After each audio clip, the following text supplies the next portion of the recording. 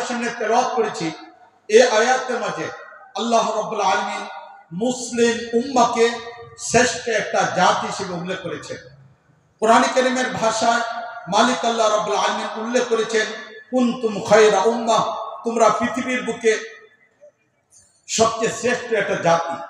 উম্মাহ একটা আরবি শব্দ। এই উম্মাহ শব্দের অর্থ হলো একটা চিন্তা চেতনার দিক থেকে একটা জনগোষ্ঠী।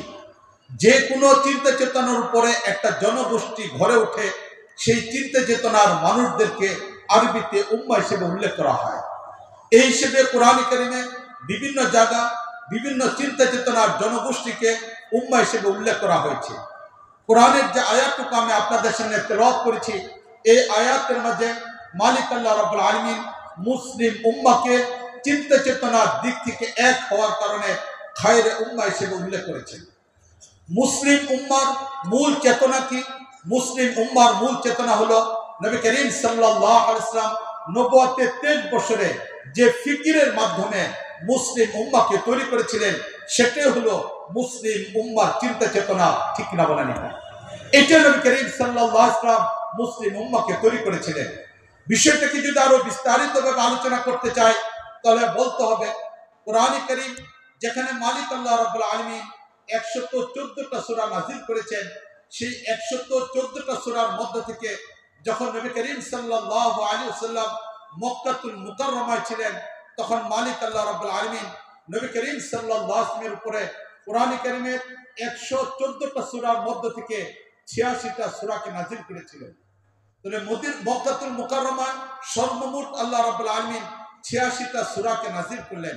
এই 86টা সূরাকে যদি আমরা সামনে রাখি, তাহলে এই জায়গায় দেখতে পাবো এই সূরাগুলোর মূল বস্তু হলো তাওহীদ, রিসালাত, আখিরাত।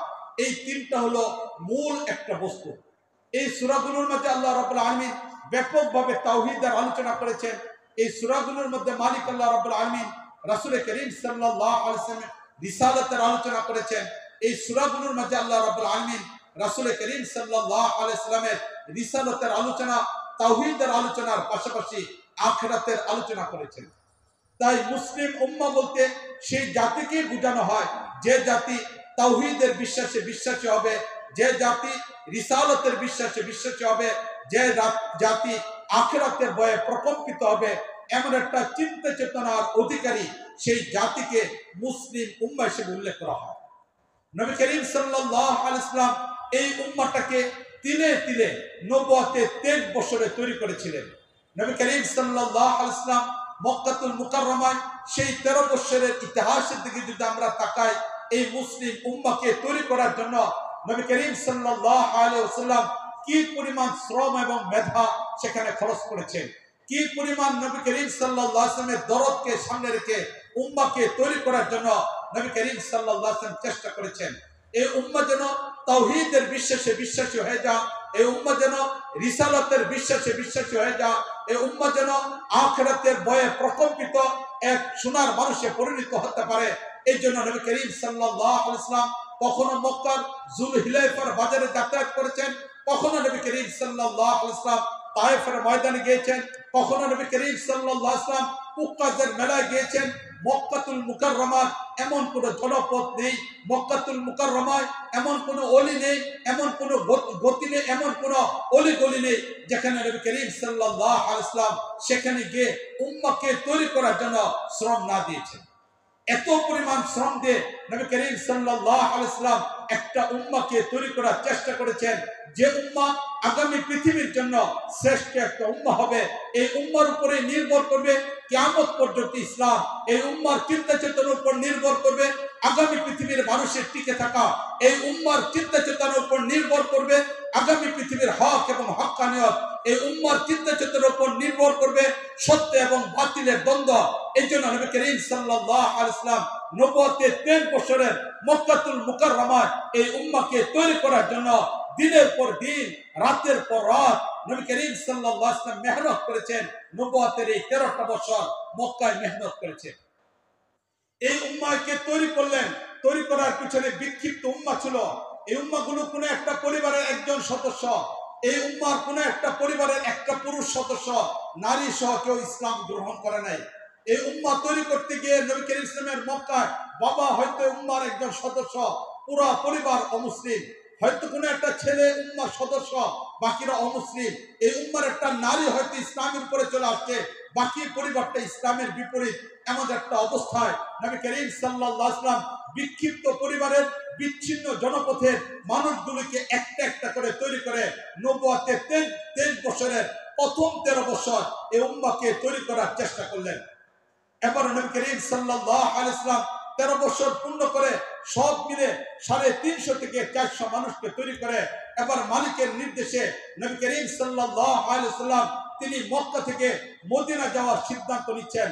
মালিক আল্লাহ রাব্বুল আলামিন জানিয়ে দিলেন যে এবার মদিনায় হিজরত করতে হবে। এরই পরিপ্রেক্ষিতে নবী করিম সাল্লাল্লাহু আলাইহি ওয়াসাল্লামের কাছে নবুয়তের 10ম বছরে মদিনা থেকে 6 যুবক আসলো। তারা এসে ইসলাম গ্রহণ করলো।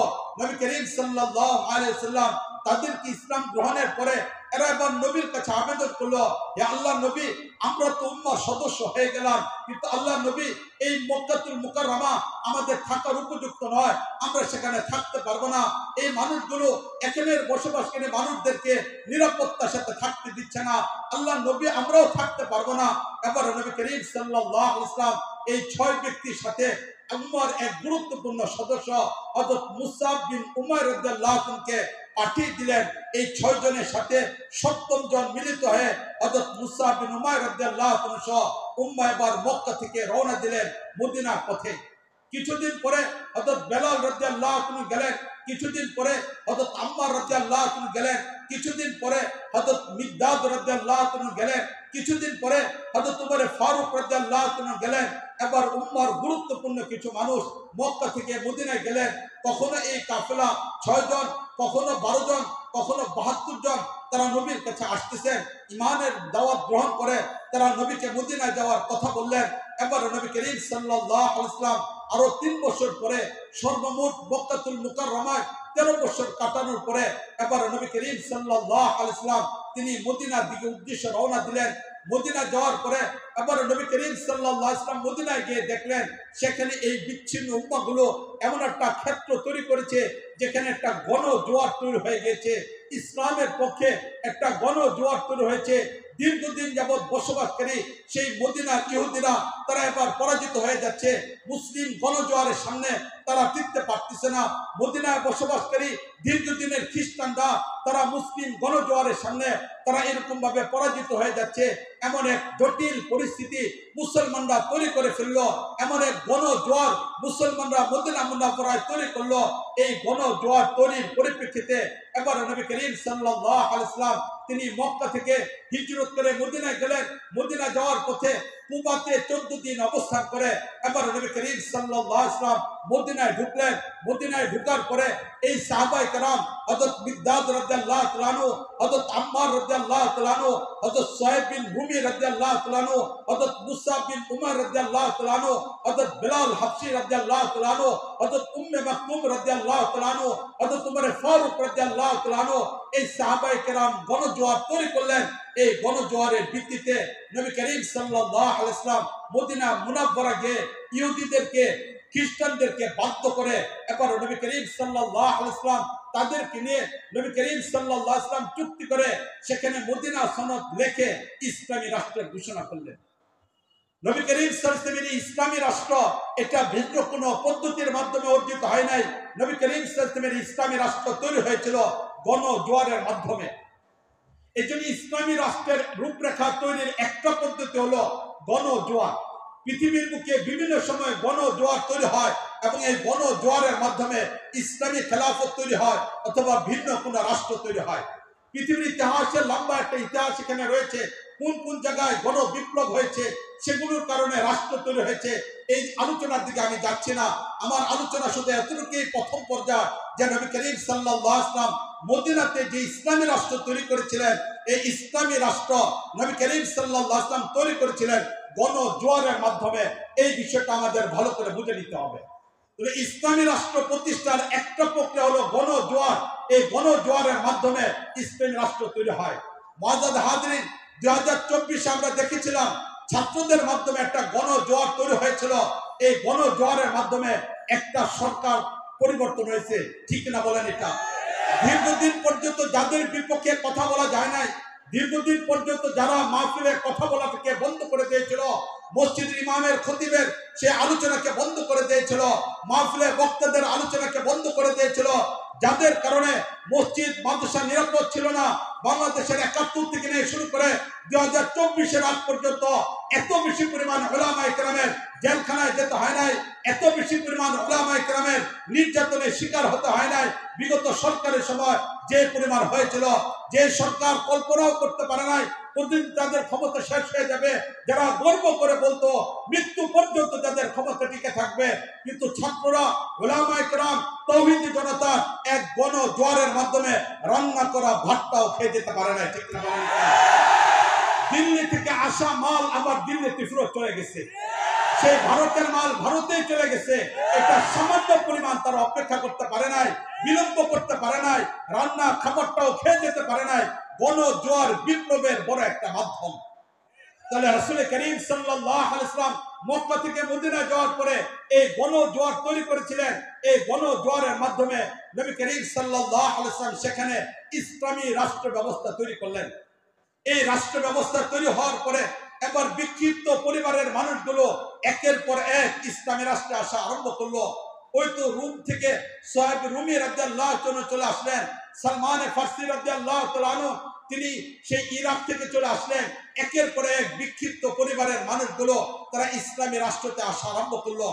এই ইসলামী রাষ্ট্র যখন শক্তিশালী হওয়া আরম্ভ করলো, এমত অবস্থায় মক্কার সেই মানুষগুলো তারা চিন্তা ভাবনা করলো যে ইসলাম মক্কায় জন্মগ্রহণ করেছিল, এই ইসলাম এবার মদিনায় গিয়েছে, সেখানে যদি সত্য তার শিকড়কে তৈরি করে ফেলে তাহলে মক্কার উপর আক্রমণের সম্ভাবনা আছে, মক্কার নেতাদের নেতাগিরি ছুটে যাওয়ার ভয় আছে, তাদের কর্তৃত্ব ছুটে যাওয়ার ভয় আছে। এই বিষয়টাকে চিন্তা ভাবনা করে ইসলামে সেই সদ্য জন্ম নেওয়া ইসলামী রাষ্ট্রটাকে তারা শেষ করে দেওয়ার জন্য বদরের যুদ্ধের ময়দানে ৯৫০ জন সৈন্য নিয়ে আসলো। নবী করিম সাল্লাল্লাহু আলাইহি ওয়াসাল্লাম সহায় সম্বলহীন সেই সাহাবায়ে কেরামের কাফেলাকে নিয়ে নবী করিম সাল্লাল্লাহু আলাইহি ওয়াসাল্লাম সেখানে গেলেন। যাদের কাছে অস্ত্র বলতে মাত্র ২টা অস্ত্র ছিল, ৬টা ঘোড়া ছিল, অতিরিক্ত কোনো কিছু ছিল না, এমন একটা মুষ্টিমেয় দুর্বল সাহাবাদেরকে নিয়ে নবী করিম সাল্লাল্লাহু আলাইহি ওয়াসাল্লাম সেই বদরের প্রান্তে গিয়ে উপস্থিত হলেন। বদরের প্রান্তে উপস্থিত হওয়ার পরে ১৭ মাস পরেই এই ইসলামী রাষ্ট্রের উপর আক্রমণ। সাহাবায়ে কেরাম নবী করিম সাল্লাল্লাহু আলাইহি ওয়াসাল্লাম এই জামাত উম্মাহর প্রথমে কাফেলা তাদেরকে প্রতিরোধ করলেন এবং বদরের যুদ্ধে তারা পরাজিত অবস্থায় চলে গেল। এবার যখন বদরের যুদ্ধে মক্কার কাফেলা পরাজিত হলো, নতুন শক্তি সংগ্রহ করে আবার ৩ বছর পরে তারা মদিনার উপর আক্রমণ করার জন্য চলে আসলো। যারই পরিপ্রেক্ষিতে উহুদের যুদ্ধ সংগঠিত হলো। উহুদের যুদ্ধের ময়দানেও বিজয় অর্জন করতে পারলো না। এই অবস্থা আবার তারা সেখান থেকে চলে গেল।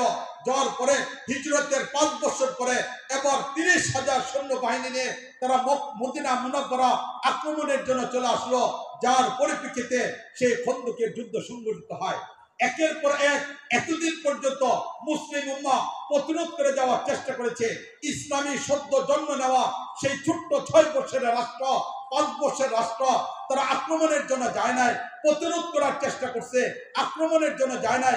বদরের যুদ্ধ ছিল প্রতিরোধমূলক যুদ্ধ, উহুদের যুদ্ধ ছিল প্রতিরোধমূলক যুদ্ধ, খন্দকের যুদ্ধ ছিল প্রতিরোধমূলক যুদ্ধ।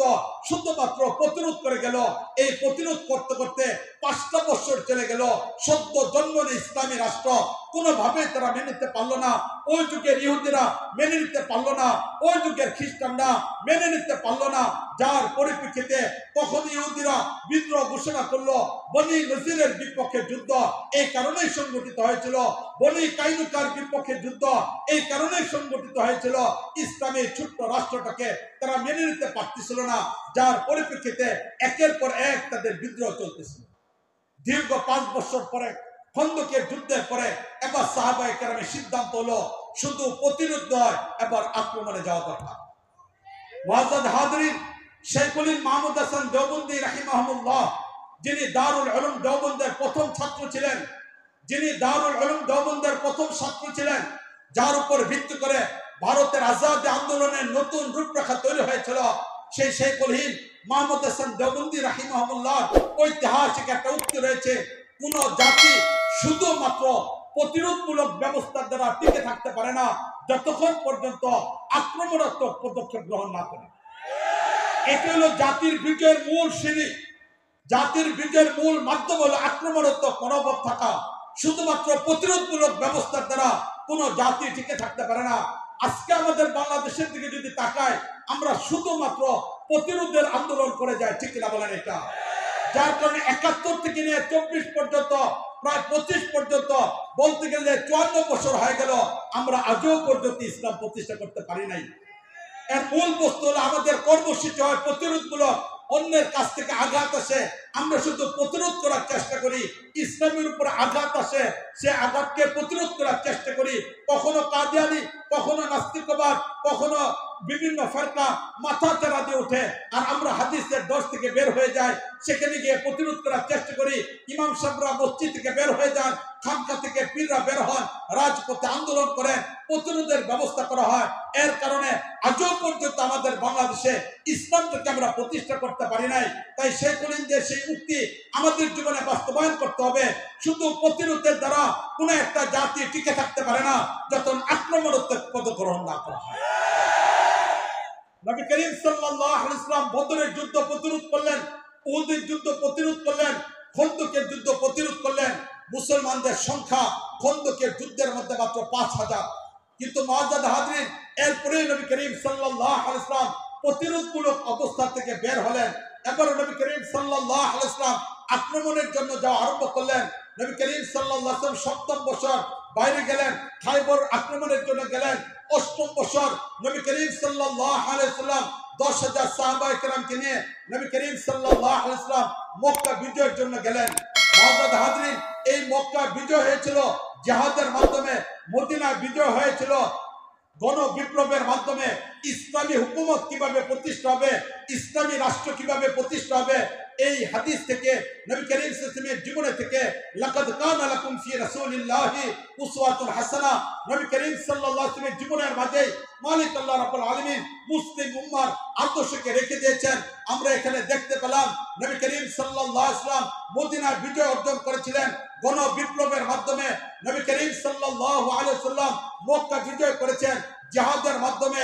এই জন্য মুসলিম উম্মাহ মুত্তাফাক আলাইহি মাসআলা হলো এটা, মুসলিম উম্মাহ মুহাক্কিক উলামায়ে কেরামের ফতোয়া হলো এটা। বিপ্লব ইসলামী রাষ্ট্র প্রতিষ্ঠার দুইটা রূপরেখা, হয়তো মদিনাকে গ্রহণ করতে হবে, অথবা মক্কাকে অবলম্বন করতে হবে, হয়তো গণজোয়ার তৈরি করতে হবে, অথবা জিহাদ ফি সাবিলিল্লাহর মাধ্যমে ইসলামী রাষ্ট্র তৈরি হবে। এছাড়া বিকল্প কোনো পথের দ্বারা আর কোনোদিন ইসলামী রাষ্ট্র তৈরি হতে পারে না।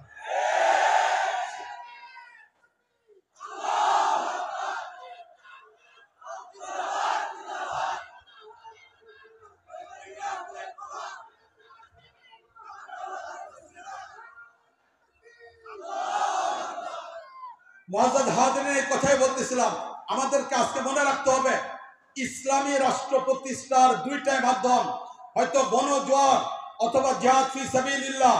এর বাইরে কোনো ব্যক্তি যদি ভিন্ন কোনো পদ্ধতি অবলম্বন করে, তাহলে এর দ্বারা পৃথিবীর আজ পর্যন্ত ভৌগোলিক সীমারেখায় 1 ইঞ্চি জায়গাতে ইসলাম প্রতিষ্ঠা হয়নি। 1 ইঞ্চি জায়গায় ইসলাম প্রতিষ্ঠা হয় নাই।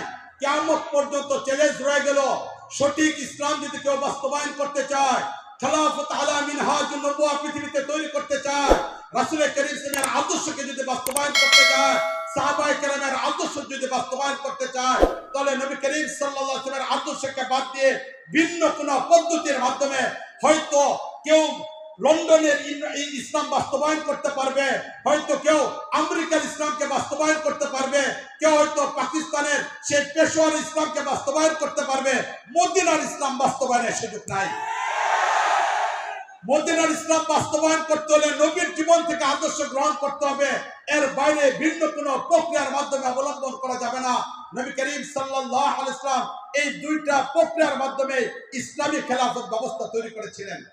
মুআজ্জাদ হাজরিন, এই যে নবী করিম সাল্লাল্লাহু আলাইহি ওয়াসাল্লামের এই পথ আর পদ্ধতি, আজকের দুনিয়ার দিকে যদি আমরা তাকাই, আমরা দেখতে পাবো আব্রাহাম লিঙ্কন 1880 দিক থেকে গণতন্ত্র নামক যে প্রক্রিয়া পৃথিবীতে আবিষ্কার করেছিল, এর মাধ্যমে অনেকে চেষ্টা করেছিল পৃথিবীতে ইসলামী হুকুমত তৈরি করার জন্য। বিশেষ করে আজকের ইতিহাস আমাদেরকে এই কথা বলে, 1917-তে মিশরে ইখওয়ানুল মুসলিমিন যখন তৈরি হয়, ব্রাদারহুড যখন তৈরি হয়, তাদের সাংগঠনিক শক্তি এত মজবুত ছিল, এই গণতন্ত্রের প্রক্রিয়াকে অবলম্বন করে তারা ক্ষমতার মধ্যে এসেছিল। কিন্তু ক্ষমতা আসার পরে 1.5 বছরও টিকতে পারে নাই, বরং গণতন্ত্রের মাধ্যমে ক্ষমতা আসার পরে 1.5 বছর পরে তাদেরকে ক্ষমতা থেকে বিচ্যুত করে সামরিক শাসন বাস্তবায়ন করছে। এই জন্য ইখওয়ানুল মুসলিমের যে আজকের পৃথিবীতে এত বড় সংগঠন, এত বড় গঠনতন্ত্র, এত নিয়মতান্ত্রিকতার সাথে আর কোন সংগঠন আত্মপ্রকাশ করতে পারে নাই। তারাই যেহেতু গণতন্ত্রের মাধ্যমে ইসলাম প্রতিষ্ঠা করতে পারে নাই, কিয়ামত পর্যন্ত গণতন্ত্রের মাধ্যমে কেউ ইসলাম প্রতিষ্ঠা করতে পারবে না। কারোর পক্ষে এটা সম্ভব না। নবী করিম সাল্লাল্লাহু আলাইহি ওয়াসাল্লামের আদর্শকে বাদ দিয়ে যে কথা বলতেছিলাম, নবী করিম সাল্লাল্লাহু আলাইহি ওয়াসাল্লাম মক্কা থেকে মদিনায় গেলেন, এই উম্মাহ এবার আক্রমণাত্মক পদক্ষেপে চলে গেল। নবী করিম সাল্লাল্লাহু আলাইহি ওয়াসাল্লাম মক্কা বিজয়ের পরে এরপরে মাত্র 2 বছর 10 দিন, 2 বছর 2 মাস 10 দিন নবী করিম সাল্লাল্লাহু আলাইহি ওয়াসাল্লাম পৃথিবীতে ছিলেন। এবার নবী করিম সাল্লাল্লাহু আলাইহি ওয়াসাল্লাম 2 বছর পরে যখন বিদা হজ্জের ময়দানে গেলেন, সেই বিদা হজ্জের ময়দানে নবী করিম সাল্লাল্লাহু আলাইহি ওয়াসাল্লামের সাথে সাহাবায়ে কেরাম উপস্থিত হলেন। সেই সংখ্যা হলো 1,24,000। 1,24,000 নবী করিম সাল্লাল্লাহু আলাইহি ওয়াসাল্লামের সাথে সেই সাহাবারা উপস্থিত হলেন। মুআজ্জাজ হাজিরিন, খুব ভালো করে লক্ষ্য রাখি, মক্কায় 13 বছরে 350 থেকে 400 সাহাবায়ে কেরাম, বদরের যুদ্ধের ময়দানে অংশগ্রহণকারী সাহাবায়ে কেরামের সংখ্যা হলো 319 জন। উহুদের যুদ্ধের ময়দানে সাহাবায়ে কেরামের সংখ্যা হলো 750। খন্দকের যুদ্ধের ময়দানে সাহাবায়ে কেরামের সংখ্যা হলো 5000। মক্কা বিজয়ের সময় সাহাবায়ে কেরামের সংখ্যা হলো 10,000। নবী করিম সাল্লাল্লাহু আলাইহি ওয়াসাল্লাম তাবুকের পথে সাহাবায়ে কেরামের সংখ্যা গিয়ে দাঁড়ালো 30,000। কিন্তু নবী করিম সাল্লাল্লাহু আলাইহি ওয়াসাল্লাম বিদা হজ্জের ময়দানে উপস্থিত, সেখানে গিয়ে সাহাবায়ে কেরামের সংখ্যা দাঁড়ালো 1,24,000। ওই সময় নবী করিম সাল্লাল্লাহু আলাইহি ওয়াসাল্লাম আক্রমণাত্মক পদক্ষেপ গ্রহণ করেছিলেন। প্রতিরোধমূলক ব্যবস্থা বদরের যুদ্ধের ময়দানে ছিল, প্রতিরোধমূলক ব্যবস্থা উহুদের যুদ্ধের ময়দানে ছিল, প্রতিরোধমূলক ব্যবস্থা খন্দকের যুদ্ধের ময়দানে ছিল, প্রতিরোধমূলক ব্যবস্থা মক্কার 13 বছরের মধ্যে ছিল। কিন্তু 13 বছর পরে ওই 13 আর 5 নবী করিম সাল্লাল্লাহু আলাইহি ওয়াসাল্লামের 18 বছর পর্যন্ত প্রতিরোধ করছেন। মুসলমানদের সংখ্যা মাত্র 8,000 10,000 হতে পেরেছে। কিন্তু যখনই নবী আক্রমণাত্মক পদক্ষেপে চলে গেলেন, ইসলাম এবং মুসলমানদের সংখ্যা বেড়ে গেল। এই জন্য ইসলামের বিজয় এটা আক্রমণাত্মক পদক্ষেপের দ্বারা আসে, গঠনমূলক শুধুমাত্র প্রতিরোধের দ্বারা ইসলাম টিকে থাকতে পারে না, কখনো ইসলাম বিস্তার লাভ করতে পারে না। এর জন্য আক্রমণাত্মক পদক্ষেপ দরকার। নবী করিম সাল্লাল্লাহু আলাইহি ওয়াসাল্লাম নবুয়তের এই 13 বছরের ভিতরে মুসলিম উম্মাহকে তৈরি করলেন, ধীরে ধীরে তৈরি করলেন। সেই হেরা গুহা থেকে ইকরা বিসমি রাব্বিকাল্লাযী খালাকের মাধ্যমে জুম্মার পথ চলা শুরু হয়েছিল। 3 বছর পরে ইয়া আইয়ুহাল মুদ্দাসসির ফানজির ওয়া রাব্বাকা ফাকাব্বির ওয়া সিয়াবাকা ফাতাহির ওয়া রুজসা ফাহজুর, এর মাধ্যমে জুম্মার চিন্তা চেতনা তৈরি করা হয়েছিল। এবার নবী করিম সাল্লাল্লাহু আলাইহি ওয়াসাল্লাম নবুয়তের এই 13 বছরের মধ্যে এই উম্মাহকে তৈরি করলেন। এবার এই উম্মাহকে তৈরি করে এবার নবী করিম সাল্লাল্লাহু আলাইহি ওয়াসাল্লাম ঘোষণা করলেন, আসহাবি কান্নুজুম বিআইতিহিম ইহতাদাইতুম। আমার এই সাহাবারা হলো আকাশের নক্ষত্রের মতো, তোমরা যারা এই সাহাবার অনুসরণ করবে হেদায়েত পেয়ে যাবে। তুমি কার আদর্শ গ্রহণ করতে চাও? উমরের। তুমি গ্রহণ করতে পারবে উমরের। তুমি কোমলতা অবলম্বন করতে চাও, চলে আসো হযরত আবু বকরের দিকে। তুমি সাহসিকতা তৈরি করতে চাও, চলে আসো হযরত উমরের কাছে। কোমলতা অবলম্বন করতে চাও, তুমি চলে আসো হযরত আবু বকরের কাছে। তুমি যার কাছেই যেতে চাও না কেন, দানশীলতা অর্জন করতে চাও, চলে আসো হযরত উসমানের কাছে। বিচক্ষণতা অবলম্বন করতে চাও, তাহলে তুমি চলে আসো হযরত আলীর কাছে। তুমি দূরদর্শিতা অর্জন করতে চাও, চলে আসো মুয়াবিয়ার কাছে। সাহাবায়ে কেরাম রাদিয়াল্লাহু তাআলা আনহুকে নবী করিম ইসলাম ধীরে ধীরে তৈরি করা উম্মাহর প্রথমে কাফেলাকে তৈরি করলেন। এই জন্য সাহাবায়ে কেরাম হলেন উম্মাহর প্রথম দল। এরাই দেখেছেন কোরআন কারীমের নাযিলের দৃশ্য। তাদের চোখের সামনে, সাহাবায়ে কেরামের চোখের সামনে মালিক আল্লাহ রাব্বুল আলামিন কোরআন কারীমকে নাযিল করেছেন। যখন কোরআন কারীম নাযিল হতো, সাহাবায়ে কেরামের কাছেই সর্বপ্রথম নবী করিম সাল্লাল্লাহু আলাইহি ওয়াসাল্লাম কোরআন কারীমের তেলাওয়াত শুনতেন, তেলাওয়াত করতেন, তেলাওয়াত করে শোনাইতেন। নবীর নামাজ এটা নবী করিম সাল্লাল্লাহু আলাইহি ওয়াসাল্লাম শিক্ষা দিয়েছেন সাহাবায়ে কেরামকে। নবীর জিকির সাহাবায়ে কেরাম শিক্ষা দিয়েছেন, কোরআন কারীমের তেলাওয়াত সাহাবায়ে কেরামকে শিক্ষা দিয়েছেন। নবীর জীবনে যা কিছু আছে সর্বপ্রথম উম্মাহর প্রথম সদস্য সাহাবায়ে কেরাম। এই সাহাবায়ে কেরাম তারা ছিলেন উম্মাহর প্রথম সদস্য। কোরআন নাযিলের দৃশ্য দেখেছেন, নবীর সুন্নত অবলম্বন করেছেন, নবীর কাছাকাছি থেকেছেন। কোরআনের আয়াতগুলো নাযিলের পরে সর্বপ্রথম তারাই সেগুলোকে বাস্তবায়ন করেছেন। এই জন্য এই উম্মাহর প্রথম সদস্য হলো সাহাবায়ে কেরাম। মুআজ্জাজ হাজরিন, নবী করিম সাল্লাল্লাহু আলাইহি ওয়াসাল্লামের সাথে কোনো ব্যক্তি যদি সম্পর্ক তৈরি করতে চায়, নবীর ইসলামের সাথে যদি কোনো ব্যক্তি সম্পর্ক তৈরি করতে চায়, সাহাবায়ে কেরামের সেতু বন্ধন ছাড়া, সাহাবায়ে কেরামের সেই ব্রিজ অতিক্রম করা ছাড়া কারো পক্ষে ইসলাম অর্জন করা সম্ভব না। ঠিক কিনা বলেন? এটা মদিনার ইসলাম পাওয়া সম্ভব না, নবীর ইসলাম পাওয়া সম্ভব না, কোরআন কারীম পাওয়া সম্ভব না।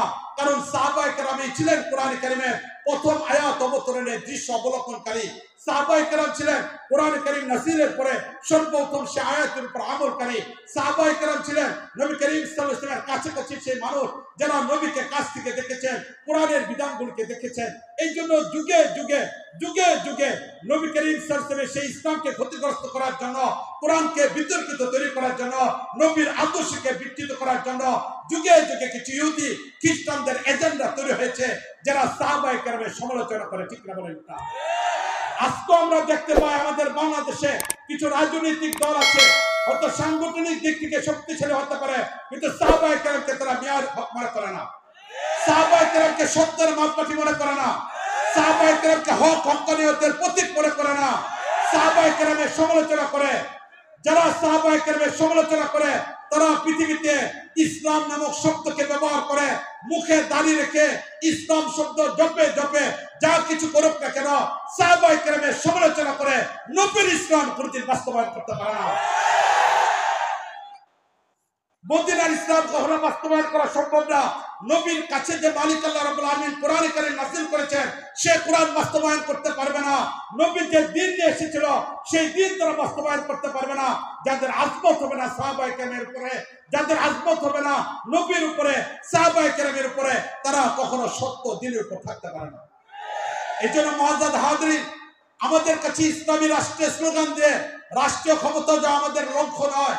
হ্যাঁ, ইসলামী রাষ্ট্র আমরা চাই, ইসলামী রাষ্ট্র শব্দ দেখি, ইসলামী আইন বাস্তবায়ক শব্দ দেখি, কিন্তু যারা সাহাবায়ে কেরামের সমালোচনা করবে, তাদের সমর্থন করবে, তাদের সাথে সঙ্গতে আমরা আমাদের আখিরাতকে নষ্ট করতে পারি না, আমরা আমাদের পরকালকে নষ্ট করতে পারি না।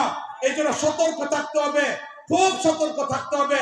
সাহাবায়ে কেরামের বিদ্বেষী যারা, সাহাবায়ে কেরামের সমালোচকরা, সাহাবায়ে কেরামকে যারা মেয়ারে হক মনে করে না, সাহাবায়ে কেরামকে যারা সত্যের মাপকাঠি মনে করে না, তারা 100% যদি গণতন্ত্রের এই বিষ পুরার মাধ্যমে তারা ক্ষমতায় চলে যায়, এরপর আকাবিরে দারুল উলুম দেওবন্দ, সেই দেওবন্দের চিন্তা চেতনা, দেওবন্দের ফিকির ওয়ালা, নবীর ফিকিরকে যারা লালন করে তারা তাদেরকে হক বলতে পারে না। এটি আমাদের মাসলাক, এটি আমাদের মাশরাক। সাহাবায়ে কেরামকে আমরা মেয়ারে হক মনে করি। এই জন্য যারা সাহাবায়ে কেরামের সমালোচনা করে তাদের সাথে আমাদের আপোষ হতে পারে না, তাদের সাথে আমাদের কোনো হৃদ্যতা হতে পারে না, তাদের সাথে আমাদের কোনো ধরনের সমঝোতা হতে পারে না। কারণ সাহাবায়ে কেরাম বলেন কোরআন কারীমের প্রথম হামেল, কোরআন কারীম তেলাওয়াত তারা করেছেন, কোরআন কারীমের আয়াতের উপর তারা আমল করেছেন, তারা আমাদের কাছে নবীর মাধ্যমে কোরআন নিয়ে আসছেন, তাদের মাধ্যমে আমরা নামাজ পেয়েছি, তাদের মাধ্যমে আমরা রোজা পেয়েছি, তাদের মাধ্যমে আমরা আকীদা পেয়েছি, তাদের মাধ্যমে আমরা সব পেয়েছি। এই সাহাবায়ে কেরামের বিতর্কিত অবস্থায় যারা রাখবে তাদেরকে আমরা হক মনে করি। মুআজ্জাজ হাজরিন, এই জন্য এই বিষয়ে আমাদের খুব সতর্ক থাকতে হবে, খুব সতর্ক থাকতে হবে। আজকে আমাদের কওমি মাদ্রাসা, যে কওমি মাদ্রাসা হক এবং হক্কানিয়তের প্রতীক, যে কওমি মাদ্রাসা কখনো বাতিলের সাথে আপোষ করে না, যে কওমি মাদ্রাসার মূল বস্তু হলো এটা, আমরা চারটার মধ্যে থাকবো, আমাদের বিল্ডিং এর প্রয়োজন নাই, আমরা 3 বেলা খাবারের প্রয়োজন নাই, আলু ভর্তা ডাল দিয়ে আমরা খাবার খাবো, মাংস পোলা আমাদের দরকার নাই, আমাদের কোনো ক্ষমতার দরকার নাই, কিন্তু আমরা চারটের বিছানার মধ্যে থেকে ডাল খেয়ে এক বেলা খাবো, আরেক বেলা খেতে পারবো না। দামি কাপড় আমাদের দরকার নাই, আমাদের গাড়ি ঘোড়ার দরকার নাই, কিন্তু আমরা হক এবং হক্কানিয়ত, আকাবিরে দারুল উলুম দেওবন্দ যে হক এবং হক্কানিয়তকে পেয়েছে সাহাবায়ে কেরামের মাধ্যমে, সেটাকে নিয়ে আমরা থাকবো। কোনো অবস্থায় অন্যের সাথে আপোষ করবো না। এটি ছিল আমাদের ইতিহাস, এটি ছিল আমাদের গৌরব। কিন্তু আজকে দেখা যায় অনেকে বিভিন্ন কারণে সেই বাতিল ফেরকার সাথে জড়াই যাচ্ছে। ঠিক না বলেন? বাতিল ফেরকার সাথে আপোষ করে ফেলতেছে, বাতিল ফেরকাকে সমর্থন দিয়ে ফেলতেছে, বাতিল ফেরকার বিভিন্ন ধরনের গুণকীর্তন করা আরম্ভ করছে। মুআজ্জাজ হাজরিন, এটা আমাদের আকাবিরের পদ্ধতি নয়, এটা আমাদের আকাবিরদের পদ্ধতি নয়। আমাদের কাছে সব চলে যেতে পারে, কিন্তু দ্বীন আর ইসলাম এটা আমাদের মূল বস্তু, ঠিক না বলেন? এই জন্য সাহাবায়ে কেরাম ছিলেন মিয়ারে হক, তারাই ছিল উম্মাহর প্রথম একজন সদস্য। সেই সাহাবায়ে কেরামের মাধ্যমে নবী করিম সাল্লাল্লাহু আলাইহি ওয়াসাল্লাম উম্মতকে তৈরি করেছিলেন। এই উম্মতকে তৈরি করে নবী সাহাবায়ে কেরামের ব্যাপারে ঘোষণা দিচ্ছেন, নবী সাহাবায়ে কেরামকে হক হক্কানিয়তের প্রতীক বলছেন। এই সাহাবায়ে কেরামই তারা আরম্ভ করলেন। নবী করিম সাল্লাল্লাহু আলাইহি ওয়াসাল্লাম দুনিয়া থেকে চলে গেলেন, 1,00,000 বর্গ কিলোমিটারের ভিতরে ইসলামকে প্রতিষ্ঠা করে চলে গেলেন। সাহাবায়ে নবী চলে গেলেন, এবার সাহাবায়ে কেরাম নবী করিম সাল্লাল্লাহু আলাইহি ওয়াসাল্লামের সেই চেতনাকে ধারণ করলেন। এবার এই চেতনাকে ধারণ করে এবার নবী করিম সাল্লাল্লাহু সেই চেতনাকে নিয়ে তারা পথ চলা আরম্ভ করলেন। হযরত আবু বকর রাদিয়াল্লাহু তাআলা আনহু রোমের বিরুদ্ধে যুদ্ধ ঘোষণা করে দিয়ে গেলেন। হযরত ওমর ফারুক রাদিয়াল্লাহু তাআলা আনহু সেটাকে সফলতার দিকে নিয়ে গেলেন। হযরত ওমর আবু বকর রাদিয়াল্লাহু তাআলা আনহু ইরানের বিরুদ্ধে যুদ্ধ ঘোষণা করলেন। হযরত ওমর ফারুক রাদিয়াল্লাহু তাআলা আনহু তৎকালীন যুগের সুপার পাওয়ার সেই ইরানকে পরাজিত করে এবার ইসলামকে আগে বাড়াইলেন। হযরত আলী রাদিয়াল্লাহু তাআলা আনহু ইসলামের গতিপথকে আগে বাড়ালেন। হযরত মুআবিয়া রাদিয়াল্লাহু তাআলা আনহু ইসলামের গতিপথকে আগে বাড়ালেন। যে সাহাবায়ে কেরাম সেই হেজাজের কাফেলা যে হেরা গোয়া থেকে রওনা হয়েছিল, এবার হযরত ওমর ফারুক রাদিয়াল্লাহু তাআলা যুগে পৃথিবীর 8,00,000 বর্গ কিলোমিটারে সাহাবায়ে কেরাম ইসলামকে প্রতিষ্ঠা করলেন। পদ্ধতি ছিল ওই দুইটাই, হয়তো গণজোয়ার না হলে জিহাদ ফি সাবিলিল্লাহ। এই দুইটাকে অবলম্বন করে সাহাবায়ে কেরাম এই পথে চলা আরম্ভ করলেন। চলতে চলতে আজকে বিশ্বের বিভিন্ন ঘাত প্রতিঘাত অতিক্রম করে কখনো ইউরোপে, কখনো আফ্রিকাতে, কখনো ভারত উপমহাদেশে সাহাবায়ে কেরামের পদচিহ্নের মাধ্যমে, সাহাবায়ে কেরামের ত্যাগ আর কুরবানির মাধ্যমে ইসলাম প্রতিষ্ঠিত হলো। যে ইসলাম প্রতিষ্ঠা ছিল 1924 পর্যন্ত খেলাফত ব্যবস্থা সাহাবায়ে কেরামের তৈরি করে দেওয়া, নবীর তৈরি করে দেওয়া, খুলাফায়ে রাশিদিনদের তৈরি করা এই খেলাফত ব্যবস্থা 1924 পর্যন্ত মুসলমানদের কাছে ছিল। এর মাঝখানে মুসলমানদের দুর্বলতা ছিল, পরস্পর বিরোধ ছিল, কোথাও হানাহানি ছিল, কিন্তু এরপরও মুসলমানদের ঐক্যবদ্ধ একটা জায়গা ছিল, সেই ব্যবস্থাটাই ছিল খেলাফত ব্যবস্থা। হয়তো মুসলমান মদিনাকে খেলাফত ব্যবস্থার কেন্দ্র মনে করছে, অথবা কখনো কুফাকে কেন্দ্র মনে করেছে, অথবা কখনো সিরিয়াকে কেন্দ্র মনে করেছে, অথবা কখনো কখনো বাগদাদকে কেন্দ্র মনে করেছে, আবার কখনো মুসলমানরা সেই তুরস্ককে কেন্দ্র মনে করেছে। কিন্তু মুসলমানদের ঐক্যবদ্ধ জায়গা ছিল, সেই জায়গাটা 1924 আসা ইহুদিদের ষড়যন্ত্র, খ্রিস্টানদের ষড়যন্ত্র, সকলের ষড়যন্ত্রের মাধ্যমে সেই খেলাফত ব্যবস্থার পতন হয়ে গেল। দেখতে দেখতে 100 বছর হয়ে গেল। একদিন নয়, 2 দিন নয়, দেখতে দেখতে একদিন 2 দিন নয়, 1-2 সপ্তাহ নয়, 1-2 মাস নয়, দেখতে দেখতে আজকে 100 বছরের উপর কম হয়ে গেল। এই 100 বছরের উপর কম হয়ে গেল। আজ পৃথিবী খেলাফত ব্যবস্থা থেকে বঞ্চিত। আজ পৃথিবীর একটা মাত্র ভৌগোলিক সীমারেখা, মাত্র একটা অংশ, যে জায়গাতে কিছুটা খেলাফত ব্যবস্থা প্রতিষ্ঠার আয়োজন চলতেছে, যেখানে ইমারত ঘোষণা করা হয়েছে, এখনো খেলাফত ঘোষণা করা হয় না। যে রাষ্ট্রের সফর আমাদের শুধুমাত্র ময়মনসিংহের নয়, বরং গোটা বাংলাদেশের মুরব্বীদের অন্যতম জামিয়া ফয়জুর রহমানের প্রতিষ্ঠাতা মুহতামিম দীর্ঘ প্রায় 40 বছর হতে চলল। বড় মসজিদের পেশ ইমাম ও খতিব হযরত মাওলানা আব্দুল হক সাহেব দামাত বরকাতুহু গত মাসে সেই ইমারতে ইসলামকে সফর করে আসছেন এবং দেখে আসছেন যে ইমারতে ইসলাম দীর্ঘ 100 বছর পরে ইসলামের আলোকে তারা সবকিছু করার চেষ্টা করছে। সকলে বলে আলহামদুলিল্লাহ। মুআজ্জাজ হাজরিন, এই যে পৃথিবীর বুকে একটা রাষ্ট্র, মাত্র শীর্ষে একটা রাষ্ট্র জন্ম নিয়েছে। আজকে এই শিশু রাষ্ট্রটা পৃথিবীর বুকে মাথা চাড়া দিয়ে উঠছে, ছোট্ট একটা রাষ্ট্র মাথা চাড়া দিয়ে উঠছে। আমাদের সকলের উচিত হলো সেই রাষ্ট্রটা সমর্থন দেওয়া, ঠিক না বলেন? এই রাষ্ট্রের জন্য মালিকের কাছে দোয়া করা, মালিক যেন এটাকে দীর্ঘায়িত করেন, যেন আল্লাহ রাব্বুল আলামিন আসমানি জমিনের বিপদ থেকে হেফাজত করেন। এই যে মালিক আল্লাহ রাব্বুল আলামিন ইসলামী খেলাফত তৈরি করছেন 100 বছর পরে, আজকে আমাদের উচিত হলো ছোট্ট এই বাংলাদেশ, এই বাংলাদেশের মানুষদের আজকে আমাদের উচিত হলো যে আমরাও যেন সেই ইমারতে ইসলামের অনুসরণে আবার অনুরূপভাবে নবী করিম সাল্লাল্লাহু আলাইহি ওয়াসাল্লাম রেখে যাওয়া সেই আদর্শকে সামনে রেখে, সাহাবায়ে কেরামের আদর্শকে সামনে রেখে খেলাফত ব্যবস্থা আমার বাংলাদেশেও তৈরি করতে পারি। এটা আমাদের দায়িত্ব, ঠিক না বলেন?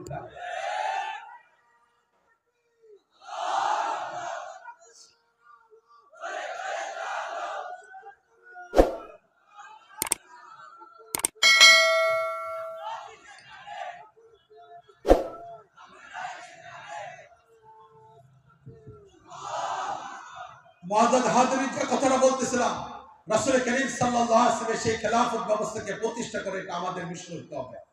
আমাদের জীবনের স্বপ্ন একটাই হতে হবে। একটা বিষয় ভালো করে মনে করি, একটু গভীর আলোচনা মনোযোগের সাথে শুনলে ভালো হবে, নাহলে হয়তো কথাটা আমরা বুঝতে পারবো না। মুআজ্জাজ হাজিরিন, 1971 আগে পূর্ব পাকিস্তানের সাথে আমরা সম্পর্ক ছিলাম। 1971 আগ থেকে নিয়ে 1947 পর্যন্ত, 1971 থেকে 47 পর্যন্ত পূর্ব পাকিস্তানের সাথে সম্পর্ক। 1947 আগে আমাদের সম্পর্ক ছিল ভারতের সাথে। ভারতের বর্তমানে 28টা প্রদেশ আছে। আমাদের এই ছোট্ট বাংলাদেশের পাশেই সেখানে ভারতের মিজোরাম আছে, আমাদের বাংলাদেশের সাথে মেঘালয় আছে, আমাদের বাংলাদেশের সাথে আসাম আছে, আমাদের বাংলাদেশের সাথে কুচবিহার আছে, আমাদের বাংলাদেশের সাথে প্রায় ভারতের 7টা 8টা প্রদেশ সম্পর্ক রয়েছে। আজকে আমাদের বাংলাদেশ বঙ্গোপসাগরের পারে অবস্থিত ছোট্ট একটা দেশ। আমাদের বাংলাদেশের সীমারেখা হিসেবে যে পাহাড়গুলো, আজকে একটা পাহাড় আমার বাংলাদেশের মধ্যে পড়ে নাই, পাহাড়গুলো সব ভারতের, পাহাড়ের নিচের অংশগুলো আমাদের বাংলাদেশের। আমাদের বাংলাদেশের ভৌগোলিক সীমারেখায় 57টা নদী রয়েছে। তাহলে এই অঞ্চলটা কাদা মাটি নদী মাতৃক একটা দেশ। এটা বঙ্গোপসাগরের পাশে সীমান্তবর্তী একটা দেশ। আমার বাংলাদেশের পাশে ভারতের অন্যগুলো প্রদেশ। কিন্তু একটু চিন্তা করে দেখি, আজকের বাংলাদেশে যে পরিমাণ মুসলমান আছে, এটা ভারতের একক কোন প্রদেশে এটা নাই, ঠিক না বলেন? এটা ভারতের একক কোন প্রদেশে এত মুসলমান না। ভারতে 40 কোটি মুসলমান আছে, এটা সত্য। কিন্তু আমার বাংলাদেশে ছোট্ট একটা ভৌগোলিক সীমারেখা 18 কোটি মুসলমান। এটা ভারতের আর কোন প্রদেশে নয়, এটা একমাত্র আমার বাংলাদেশের প্রতি মালিক আল্লাহ রাব্বুল আলামিনের বিশেষ একটা রহমত। সমুদ্রের কূলে অবস্থিত একটা দেশ, 57টা নদীর সাথে সম্পর্ক, কাদা মাটির একটা দেশ, যেখানে কোনো দুর্গম গিরিপথ পাহাড়ের উপদেশে অবস্থিত একটা রাষ্ট্র। সেখানে ইসলাম আসার কথা না, এত দুর্গম জায়গা ইসলাম আসার কথা না। কিন্তু আল্লাহ রাব্বুল আলামিন এই জায়গাতে মুসলমানদের সংখ্যাকে বাড়িয়ে দিয়েছে, ঠিক না বলেন? এটার পিছনে সাহাবায়ে কেরামের ত্যাগ ছিল, এটার পিছনে আল্লাহ ওয়ালাদের ত্যাগ ছিল। কখনো শাহজালাল, শাহ পরান, শাহ মাকদুম, শাহ সুলতান রুমি, ওনাদের ত্যাগ কুরবানি ছিল। নিকটতম সময়ের মধ্যে মাওলানা ফয়জুর রহমান রাহিমাহুল্লাহ, মাওলানা আরিফ রব্বানী সাহেব, আমাদের মিয়া সাহেব ওই জামিয়া ইসলামিয়া যিনি শহীদ আছেন, এরকম একের পর এক আমাদের আকাবিরদের ত্যাগ আর কুরবানি ছিল। এই অঞ্চলের মধ্যে কখনো হাফিজ জুদুর রাহিমাহুল্লাহ অবদান ছিল, কখনো এরকম ভাবে শামসুল হক ফরিদপুরি রাহিমাহুল্লাহর অবদান ছিল।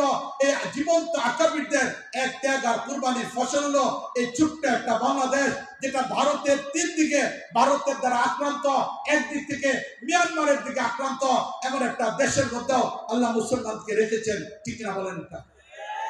এই জন্য এই অঞ্চলের মানুষ, তাদের জন্য উচিত হলো এটা ইসলামকে কেবলমাত্র আপন করে নেওয়া। আমাদের মনে রাখতে হবে, ভারত কোনোদিন আমার বন্ধু না, ভারত কখনো আমাদের বন্ধু হতে পারে না। যারা ভারতকে বন্ধু মনে করবে, তারা এই দেশের স্বাধীনতা সার্বভৌমত্বের বিপক্ষে এক শত্রু, ঠিক না বলেন? এটা যারা ক্ষমতা যাওয়ার জন্য ভারতের সাথে আঘাত করে, আমরা তাদেরকে মনে করি তারা এই দেশের নাগরিক, তারপর ভারতের বন্ধু এই দেশের শত্রু, ঠিক না বলেন? এটা আমরা দেখেছি নামদারি একটা ইসলামী দল, তারা 71 থেকে নিয়ে ভারতের বিরোধিতায় লিপ্ত ছিল, কিন্তু এখন ক্ষমতা যাওয়ার জন্য ভারতকে আপন মনে করা আরম্ভ করেছে, ভারতকে তাদের বন্ধু মনে করা আরম্ভ করেছে। যারা হিন্দুদের সাথে সম্পর্ক তৈরি করে, যারা ক্ষমতা যাওয়ার জন্য হিন্দুদেরকে বন্ধু মনে করে, তারা কখনো ইসলামী দলের নেতা হতে পারে না, ইসলামী দলের কর্মী হতে পারে না। এই দল ক্ষমতায় গেলে ইসলাম প্রতিষ্ঠা করবে না, ভারতের সেই নরেন্দ্র মোদীর চিন্তা চেতনায় বাস্তবায়ন করবে।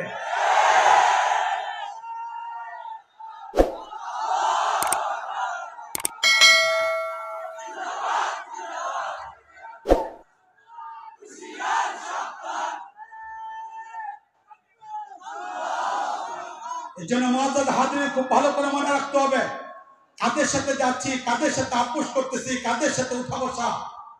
এতদিন পর্যন্ত যারা ভারত বিরোধিতা শব্দগুলো উচ্চারণ করলো, আজকে ক্ষমতার একটু স্বাদ দেওয়ার জন্য, এমপি আর মন্ত্রী হওয়ার জন্য, বিরোধী দল অথবা ক্ষমতা যাওয়ার জন্য ভারতের সাথে আপোষ করা আরম্ভ করলো, ভারতকে বন্ধু মনে করা আরম্ভ করলো, ভারতের নীতিকে সমর্থন দেওয়া আরম্ভ করলো।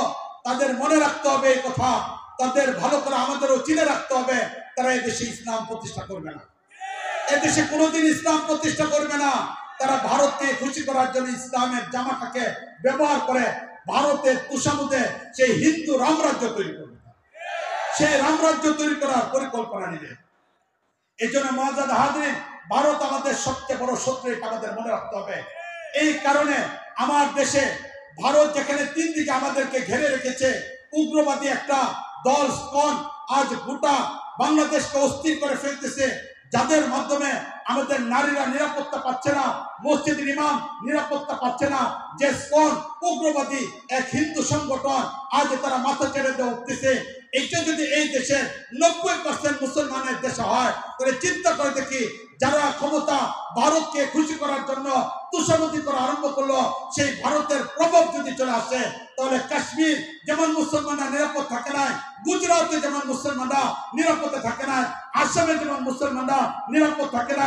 2019-এ গোটা পৃথিবী যখন করোনার দ্বারা আক্রান্ত, গোটা পৃথিবী যখন স্বাভাবিক জীবনযাত্রা থমকে গিয়েছিল, ওই সময় আমরা দেখেছিলাম ভারতে করোনায় মানুষ মারা যাচ্ছে, লাশ দাফনের কোনো ব্যবস্থা করা যাচ্ছে না, সেই পুরার মতো শ্মশানে পুরার মতো লাশ খুঁজে মানুষ খুঁজে পাওয়া যাচ্ছে না।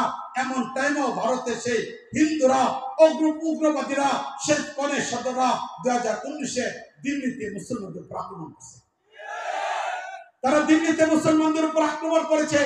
সুতরাং সেই ভারত যদি এখানে চলে আসে, ভারতের আধিপত্য যদি চলে আসে, এদেশে রক্তের বন্যা বওয়া শুরু হয়ে যাবে। এদেশের মসজিদ নিরাপদ থাকবে না, মাদ্রাসা নিরাপদ থাকবে না। এদেশে ইসলামের মাধ্যমে একমাত্র আমাদের নিরাপদ, ইসলামের মাধ্যমে নিরাপদ। আমাদের মনে রাখতে হবে ইসলাম থেকে কিভাবে নিয়ে আসবো। মুআজ্জাজ হাজরিন, বুখারী শরীফের 7 নম্বর হাদিস, লম্বা একটা হাদিস। নবী করিম সাল্লাল্লাহু আলাইহি ওয়াসাল্লাম যখন হুদায়বিয়া সন্ধি হলো, হুদায়বিয়া সন্ধির পরে এবার নবী করিম সাল্লাল্লাহু আলাইহি ওয়াসাল্লাম তিনি তৎকালীন যুগের রাজা বাদশাদের কাছে চিঠি পাঠানো আরম্ভ করলেন। তৎকালীন যুগের ক্ষমতাশীল ব্যক্তিদের কাছে নবী করিম সাল্লাল্লাহু আলাইহি ওয়াসাল্লাম চিঠি পাঠানো আরম্ভ করলেন। তখন খ্রিস্টান, নবী করিম ইহুদি, আরো যারা অমুসলিম ছিল, নবী করিম সাল্লাল্লাহু আলাইহি ওয়াসাল্লাম তার নবুয়তের 23 বছরে 288টা চিঠি পাঠিয়েছেন। এই চিঠিগুলোর মধ্যে থেকে বুখারী শরীফের 7 নম্বর হাদিসে নবী করিম সাল্লাল্লাহু আলাইহি ওয়াসাল্লাম হযরত দাহিয়া কলবি রাদিয়াল্লাহু আনহুর মাধ্যমে হিরাকলি রোমের বাদশা তার কাছে চিঠি পাঠিয়েছিলেন। সেই চিঠির মধ্যে নবী করিম সাল্লাল্লাহু আলাইহি ওয়াসাল্লাম লিখেছিলেন, প্রথম লিখেছেন বিসমিল্লাহির রহমানির রহিম, এরপরে নবীর পরিচয় দিলেন মিন মুহাম্মাদিন আবদুল্লাহি ওয়া রাসূলিহি, মিন মুহাম্মাদিন আবদুল্লাহ ওয়া রাসূলিহি ইলা হিরাকলি আযীমির রুম, আম্মা বাদ, সালামুন আলা মান ইত্তাবাল হুদা, ইন্নী আদউকা বিদায়াতিল ইসলাম। এরপরে নবী করিম সাল্লাল্লাহু আলাইহি ওয়াসাল্লাম তাকে ইসলামের দাওয়াতের পর একটা শব্দ ব্যবহার করেছেন, আসলিম তাসলাম, এই শব্দকে ব্যবহার করেছেন। মুআজ্জাজ হাজরিন, এই শব্দের ব্যাখ্যা দিতে গিয়ে কুতুবে আলম শেখুল ইসলাম মাদানী রাহিমাহুল্লাহ তিনি চমৎকার একটা ব্যাখ্যা দিয়েছেন। কুতুবে আলম শেখুল ইসলাম মাদানী রাহিমাহুল্লাহ বলেন, ইসলাম কোন জামা না যে জামাটা বাজারে বিক্রি হবে, কোন ব্যক্তি ইসলামের ভালোবাসা সেই জামাটা দোকান থেকে কিনে আনবে, গায়ের মধ্যে জড়াবে, আর এই কাপড়টা গায়ের মধ্যে জড়িয়ে বলবে, দেখো আমি ইসলাম নামক জামা পরিধান করেছি। ইসলাম এমন কোন জামা না, ইসলাম কোন কবিতা নয় যে কোনো কবি তার ছন্দের মাধ্যমে কবিতার মাধ্যমে উপস্থাপন করবে। ইসলাম এমন কবিতা না, ইসলাম কোন গল্প নয় যেটা কোনো গীতাকার তার গল্পের মাধ্যমে তুলে ধরবে। ইসলাম এমন কোন গীতিকারের কোন গল্প নয়, ইসলাম কোন ভাস্কর্য নয় যেটা কোনো জায়গায় তৈরি করে সেখানে বলা হবে দেখে যাও এটা নাম হলো ইসলাম, এমন নয়। ইসলাম কোন প্রিন্টিং না যেটা কোনো দেওয়ালের মধ্যে অঙ্কন করে বলে দেওয়া হবে যে দেখো এটা নাম ইসলাম, বরং ইসলাম তো একটা জীবন ব্যবস্থার নাম। নবী করিম সাল্লাল্লাহু আলাইহি ওয়াসাল্লামের আনিত পূর্ণ শরীয়ত জীবনের প্রতিটা পরতে পরতে বাস্তবায়ন করার নাম হলো ইসলাম। যারা ইসলামকে জীবনের প্রতিটা পরতে পরতে বাস্তবায়ন করবে সেই মানুষদেরকে বলা হবে মুসলিম। মুসলিম কোন সম্মানজনক শব্দ নয় যে সম্মানসূচক শব্দকে ব্যবহার করে সে আত্মতৃপ্তি গ্রহণ করবে, এমন কোন শব্দ নয় ইসলাম। ইসলাম একটা চেতনার নাম, ইসলাম একটা দায়িত্ব নাম, ইসলাম একটা জীবন আদর্শের নাম। যে ব্যক্তি তার জীবনের প্রতিটা পরতে পরতে মালিকের আদর্শকে রাসূলের সুন্নতের পদ্ধতিতে দেখাবে সে হলো মুসলিম। ঠিক না বলেন? এটা ওই ইসলামের মধ্যে মালিক আল্লাহ রাব্বুল আলামিন মুসলমানদের নিরাপত্তাকে রেখে দিয়েছেন। সেই ইসলামের মধ্যে মালিক আল্লাহ রাব্বুল আলামিন নিরাপত্তা রেখে দিয়েছেন। এজন্য আজকের বাংলাদেশে সেই স্বাধীনতা 54 বছর পরে পরিষ্কার ভাবে পরবর্তী ঐতিহাসে সেই মাহফিল থেকে বলতে চাই যে আমার দেশের মানুষগুলো ভালো করে শুনে রাখো, ভালো করে শুনে রাখো। ভারত কোনোদিন, আমার বন্ধুরা, 3 দিক থেকে উগ্রবাদী সেই ভারত আমার দেশের স্বাধীনতা সার্বভৌমত্বকে লুণ্ঠন করার জন্য তারা উঠে পড়ে লেগেছে। আমার দেশের এক চিলা সীমান্ত, তা হলো মিয়ানমারের সাথে, যেখানে উগ্রবাদী হিন্দুরা বসবাস করে। তাদের হিংস্রতার দিকে তাকিয়ে দেখো 2017-তে মুসলমানদের উপরে কি পরিমাণ নির্যাতন করেছিল, যার কারণে 10 লক্ষ রোহিঙ্গা মুসলমান আমার বাংলাদেশে হিজরত করে আসতে বাধ্য হয়েছিল। সেই হিন্দুরা আমাদের পার্শ্ববর্তী অঞ্চলে বসবাস করে, সেই বৌদ্ধরা আমার পার্শ্ববর্তী দেশে বসবাস করে। আমার বাংলাদেশের সীমান্ত লগোয়া কোন মুসলিম রাষ্ট্র নেই, আমার বাংলাদেশের সীমান্ত লগোয়া কোন মুসলিম রাষ্ট্র নেই। এ দেশ টিকে থাকার জন্য ভারতের উপর নির্ভর করা যাবে না, এ দেশের টিকে থাকার জন্য মিয়ানমারের উপর নির্ভর করা যাবে না, এ দেশের টিকে থাকার জন্য একমাত্র ইসলামের উপর নির্ভর করতে হবে। ইসলাম ছাড়া এই দেশে টিকে থাকার কোনো পথ নাই, ইসলাম ছাড়া কোনো অবস্থায় টিকে থাকার পথ নাই। একমাত্র ইসলামে পারবে আসলিম তাসলাম, ইসলামে পারবে আমাদেরকে নিরাপত্তা দেওয়া। এই জন্য আমাদের ব্যক্তি জীবনে ইসলাম, আমাদের পারিবারিক জীবনে ইসলাম, আমাদের সামাজিক জীবন ইসলাম, আমাদের রাষ্ট্র জীবন ইসলাম গৃহীত হবে।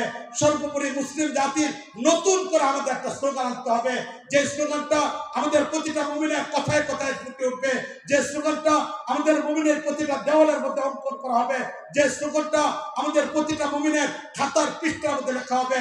আমার ছাত্র ভাইরা, তোমরা তোমাদের খাতার প্রথম পৃষ্ঠার মধ্যে স্লোগান লেখা রাখো।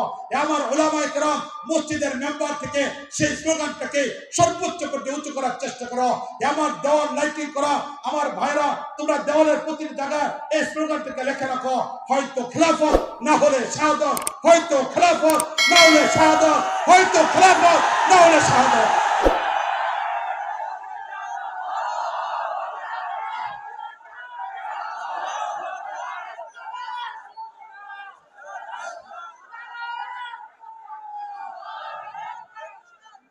মুআজ্জাজ হাজিরিন, এছাড়া এই দেশের মানুষের অস্তিত্ব ঠিক থাকার কোনো পথ নেই, এছাড়া দেশের মানুষের টিকে থাকার বিকল্প কোনো পথ নেই। ভারতের সাথে আপোষ করতে গেলে হিন্দুত্ববাদী চলে আসবে, মিয়ানমারের সাথে আপোষ করতে গেলে সেখানে রক্তের গন্ধ বইবে। এছাড়া বিকল্প কোনো পথ নেই, আমাদের একটাই মাত্র পথ, সেটা হলো হয়তো খেলাফত না হলে শাহাদাত। হয়তো মালিকের জমিনে মালিকের আইনকে বাস্তবায়ন করব, অন্য কোনো বস্তুকে আমরা বাস্তবায়ন করব না। এবং এই ক্ষেত্রে লন্ডন থেকে আসা ইসলামকে আমরা গ্রহণ করব না, এখান থেকে পাকিস্তান থেকে আসা, পেশোয়ার থেকে আসা সেই ইসলামকে আমরা বাস্তবায়ন করতে দেব না। এখানে মদিনার ইসলামে বাস্তবায়ন হবে, এখানে খেলাফত রাশেদার ইসলাম বাস্তবায়ন হবে, এখানে খেলাফত আলা মিনহাজুন নবুওয়াত ইসলামে বাস্তবায়ন হবে, এখানে নবী রেখে দেওয়া কোরআন এটাকে বাস্তবায়ন হবে। এর বাইরে অন্য কোন ইসলাম এখানে বাস্তবায়ন হতে পারে না।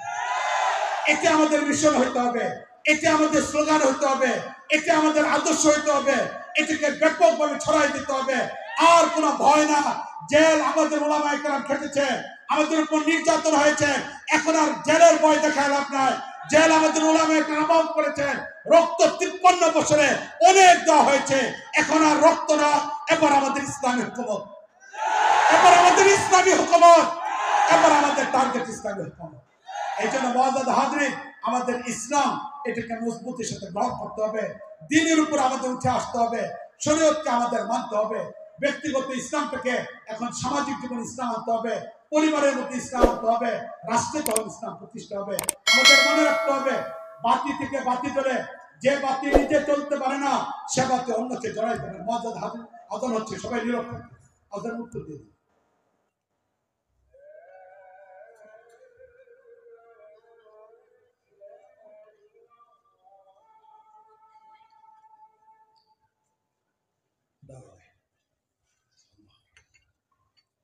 মুআজ্জাজ হাজিরিন, আর 15 থেকে 20 মিনিট কথা বলবো, এরপরে ইনশাআল্লাহ নামাজের যথাযথ সময় দেওয়া হবে।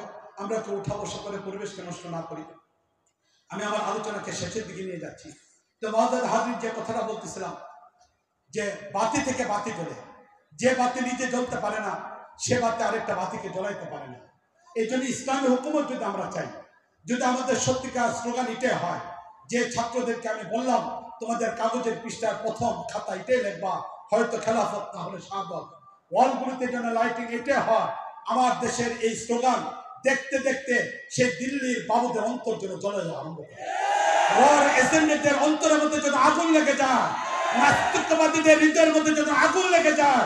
প্রতিটা ওয়ালের মধ্যে স্লোগান হবে, প্রতিটা মাহফিলের বক্তব্য হবে, প্রতিটা মাহফিল থেকে আলোচনা হবে, প্রতিটা মেম্বার থেকে আলোচনা হবে, হয়তো খেলাফত, না হলে শাহাদাত। ঠিক না বলেন? এটাকে যদি আমরা বাস্তবায়ন করতে পারি তাহলে এত পরিমাণ আনবো। আর এর জন্য প্রয়োজন হলো সর্বপ্রথম নিজে তৈরি হবে। বাতি থেকে বাতি জ্বলে, যে বাতি নিজে জ্বলতে পারে না সে বাতি আরেকজনকে জ্বলাইতে পারে না। এই জন্য আমাদের প্রয়োজন হলো সেই বাতিটাকে জ্বলানোর জন্য আল্লাহর সাথে সম্পর্ককে মজবুত করা, দিনের উপর পরিপূর্ণভাবে উঠে আসার চেষ্টা করা, রাসূলের সুন্নতকে যথাযথভাবে বাস্তবায়ন করার চেষ্টা করা। মুআজ্জাজ হাজরিন, ইসলামী হুকুমত এভাবেই তৈরি হয় না, এর জন্য ত্যাগ আর কুরবানির প্রয়োজন। আমাদের সকলের মুরব্বী যে কথাটা বলছিলাম যে হুজুর শুধু আমাদের ময়মনসিংহের মুরব্বী নয়, আলহামদুলিল্লাহ এটা আমাদের বাংলাদেশের জন্য অত্যন্ত গর্বের একটা বিষয় যে করোনাতে আমাদের বাংলাদেশের বিভিন্ন জেলার অনেক মুরব্বীরা দুনিয়া থেকে বিদায় নিয়েছেন। কিন্তু আলহামদুলিল্লাহ আমাদের বাংলাদেশের জন্য, ময়মনসিংহের জন্য এটা অনেক গর্বের একটা বিষয় যে আলহামদুলিল্লাহ আমাদের এই অঞ্চলে এখনো পর্যন্ত আমাদের মুরব্বীদের আল্লাহ রাব্বুল আলামিন রেখেছেন। আমাদের পাশে বসা হযরত মাওলানা আব্দুল হক সাহেব দামাত বরকাতুহু, আমাদের ময়মনসিংহের মুরব্বী, আমাদের মুরব্বী হযরত মাওলানা আব্দুর রহমান হাফিজ